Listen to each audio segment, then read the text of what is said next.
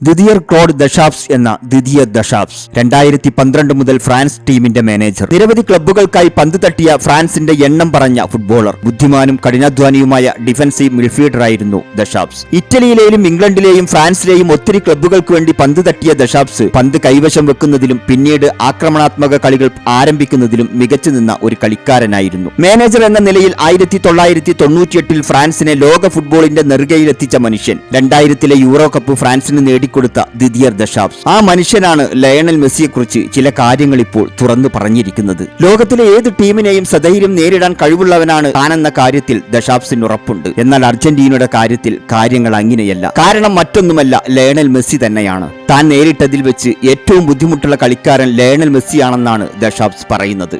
എവിടെ കളിച്ചാലും ട്രിബിൾ ചെയ്യാനും അസിസ്റ്റ് ചെയ്യാനും സ്കോർ ചെയ്യാനും മെസ്സിക്ക് കഴിയും. ഏറ്റവും ബുദ്ധിമുട്ടുള്ള കാര്യം കളിക്കളത്തിൽ ലയണൽ മെസ്സി എപ്പോൾ എന്തു ചെയ്യുന്നു എന്ന് മനസ്സിലാക്കാൻ കഴിയാത്തതാണ്. ലയണൽ മെസ്സി ഒരു സമ്പൂർണനായ കളിക്കാരനാണെന്ന് പറഞ്ഞു വെക്കുന്ന ദഷാപ്സ് മെസ്സിയെ മാർക്ക് ചെയ്യാൻ അഥവാ 2 കളിക്കാരെ നിയമിച്ചാൽ പിന്നെ നമ്മൾ 9 കളിക്കാരുമായി കളിക്കുന്നതിന് തുല്യമാണെന്നും പറയുന്നു. ഫുട്ബോൾ ലോകത്തിലെ ഏറ്റവും മികച്ച കളിക്കാരനാണ് ലയണൽ മെസ്സി എന്ന് സമ്മതിക്കുന്ന ദഷാപ്സ് തന്റെ കരിയറിൽ മെസ്സിയെ നേരിട്ടത് ഒരു വലിയ ബഹുമതിയായി കണക്കാക്കുകയും ചെയ്യുന്നു.